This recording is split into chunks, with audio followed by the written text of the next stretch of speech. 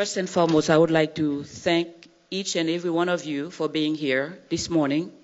I also would like to thank LAC, Dr. Mora, and also the Human Rights Foundation, the Cuban Human Rights Foundation. I wasn't aware that there was such a foundation. So it was a pleasant surprise for putting this event together and inviting us today. I'm really humbled and happy to be here, and I'm happy to see our colleague Mireille Charles from the Green Family Foundation and all of you here. I have a PowerPoint presentation. I was going to start with what we had to do at FAM to reduce the incidence of violence, but I'm going to start with the second part. So I'm going to ask you to scroll down until you see domestic violence. We're going to start, we're going to give you a framework, the framework that we had to work with in the early 80s when I first arrived here.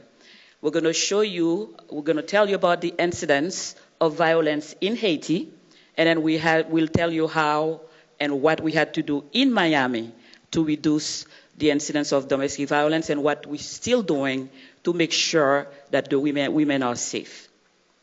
Keep going down, keep going down. I'm not going to waste time because I know we only have a few minutes, about 15 minutes, but let me start by saying that when you look at Haiti, there was a lot of highlights over the rate of sexual violence, domestic violence in Haiti after the 2010 earthquake. But what I can tell you is that domestic violence has always been a big and huge problem in Haiti. I remember when I was growing up in my village, and some people may be shocked by it, but I can still remember it as a little girl. In my village, my house was right across the market, and during vacation time, I would go to my village, and I would see the women from down to nightfall working very hard in the village. And then sometimes, as a little girl, I would see the men coming with their big baton, beating them up, either because they were fighting, either because they thought that they were not working hard enough, either they thought that there was an order or that they disobeyed, because men in Haiti at that time, even now, think that women are their property. Women had the status of children until Michel Benet Duvalier, that they have the right to discipline women.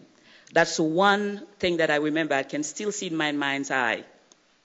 The second that I remember growing up in Haiti in the 1950s, I was born in 1959, was that if a young man loved a young girl, oftentimes what he did, which I thought was grave, he would wait for her while she was either doing her chores or going to the farm, had sex with her, and then the family felt it was normal to organize a wedding or find a way to get them together to live together.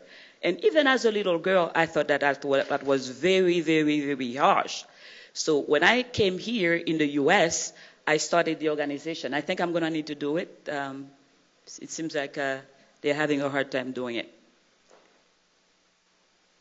I was trying to save time. Anyway, in Haiti today, the rate of violence in Haiti is twice that of the Dominican Republic, twice that of Jamaica, even if crime is lower in Haiti than in these respective nations, from Jamaica to its neighbors, the Dominican Republic, and other Caribbean nations. But domestic violence, surprisingly, is higher, 2 times higher in Haiti than in the Dominican Republic, than in Jamaica, than in other Caribbean nations. So the question you might ask, why is that? Why is a country that is relatively safe, and don't believe what you read in the newspaper, Haiti is a very safe country compared to its neighbors, why is the level of violence so high? This is forward, now it's back. Okay. All right. Let's see. Okay. All right. You can see the picture. 2 years ago, we went to Haiti. We oftentimes go there to work on deportation issues, and then we'll mention that briefly during the presentation. And then we visited women a lot of them victims of violence in the different camps. That was after the earthquake. So violence in Haiti. We're going to go to the rates because we wasted a little time.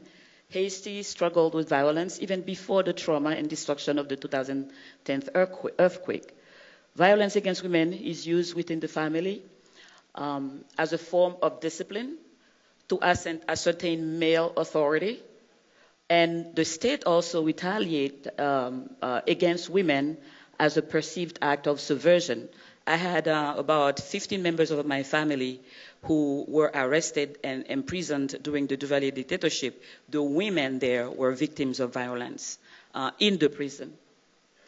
The Sexual Violence Research Initiative shows that the rate of forced sex ever experienced by women in Haiti is 11%, is more than twice as high as the rate in the Dominican Republic, which is 5%. The proportion of those experienced sexual violence in Haiti within a 12-month period after the earthquake is almost 3 times as high, 11%, as it is in the Dominican Republic, as compared to the Dominican Republic, 4%, and almost 4 times higher than that in Jamaica, which is 3%. Other reports also have noted that sexual violence occurs at a greater frequency in Haiti. The 2000 demographic health surveys deemed sexual violence, which accounted for 29% of violence cases reported in Haiti by itself, as the most form of violence there. For Haiti, all percentage involving sexual violence add up to 58%, whereas in the Dominican Republic they amount to 27%. And these stats are not surprising given that Haitian women were found to be more than twice as likely to face sexual violence as women in the Dominican Republic. Even in 2 Latin American countries reported in the demographic health surveys, Colombia and Nicaragua, physical violence only was the most common form, occupying 59%. And the manner in which men in Haiti explain violence, and then they do it even now after years of doing advocacy and education here, gives you an idea of why sexual violence is so prevalent there.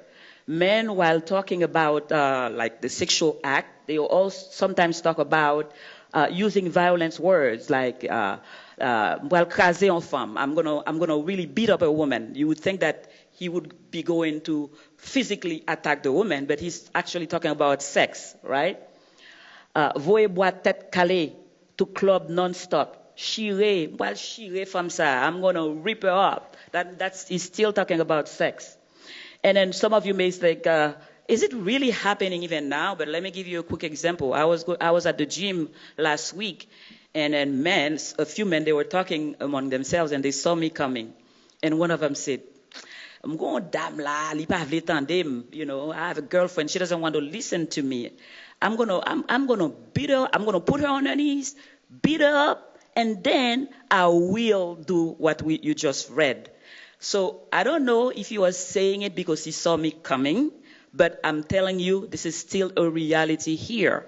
Men usually use sexual violence as a way to subdue or to force women into discipline or to get them to do what they're supposed to do. The next most prevalent form of violence in Haiti is physical violence, accounting for 19%. And some might think that it's even higher. I think it's even higher because in Haiti, most of the cases of violence are not reported because of fear of reprisal, because the authorities really do not value it when women go to report violence. They make fun of the women when they report violence.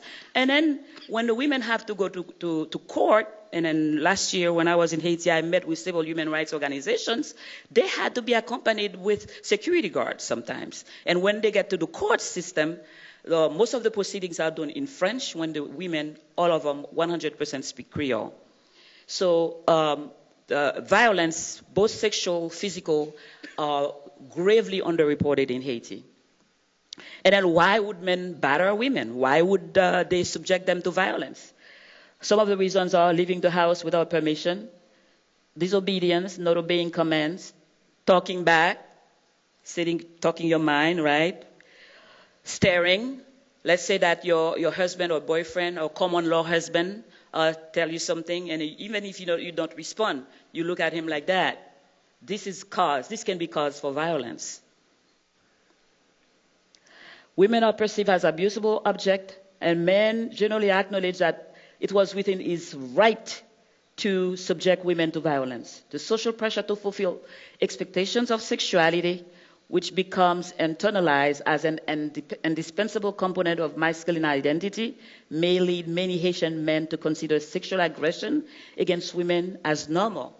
The young boys, and I see some of you are smiling because even here we see that, right? Boys are encouraged to go out there and be young men, court women and flirt, whereas the girls are taught to be reserved, right? In our culture, the girls should not be going out at night. When I was growing up in Haiti, I wasn't allowed to go out at night. I was 18 years old. I wasn't allowed to go to a kermesse or conference or movie. But the boys, at a very early age, they are coached, they are encouraged to go out there. As a matter of fact, if they didn't do these things, if they didn't go and court women and be tough with women and be a macho, they think that there's something wrong with them. They even have a name for them. They call them jeje. That means closely to being retarded. Go figure. All right. So even though I'm not going to read all the international covenants that Haiti signed, and I know many of the countries in the Caribbean and in Latin America do sign them, but guess what? They do not abide by them. They do not respect them. They do not abide by them. Haiti has always been a very open country. Haiti has always been very respectful. For example, Haiti welcomes everybody. Hardly ever will you hear that someone is in Haiti and is a foreigner or a tourist is being attacked. Hardly do you hear that. Haiti opened its door to the Jews when the United States of America was turning them back. Haiti is a very open society. So it signs even covenants that the U.S. still hasn't signed. The Haiti has signed, but signing them is one thing. Implementing them is the other thing. Because the covenants are signed, but they are not implemented. So even in the Haitian Constitution, under Haiti's Constitution and international law, authorities are required to address gender-based violence, prohibiting discrimination on the grounds of sex, protecting the right to bodily integrity, and guaranteeing the right to be free from torture or cruel, inhuman, or degrading treatment or punishment. And then, like I said, it signs many convention, but, they don't respect them. My time is almost over. Okay. All right, a few more minutes. Thank you. That's good.